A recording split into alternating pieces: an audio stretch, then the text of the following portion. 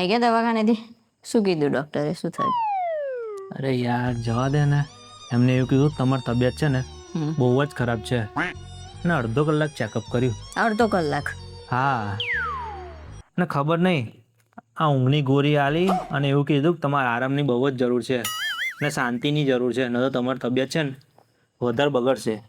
ઓહ, આ તો તમે ટેન્શન ના લો, શાંતિથી ઊંઘી જજો, આરામ કરો.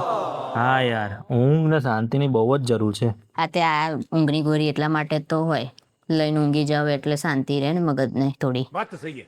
એનો વાંધો નહીં, તમે મને કહી દેજો, હું આપી દઈશ દવા તમને. કેટલો ટાઈમ લેવાની છે?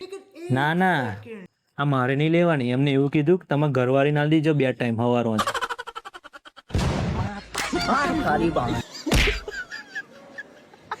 गजब बेइज्जती है. अगर हम करें तो करें क्या, बोले तो बोले क्या.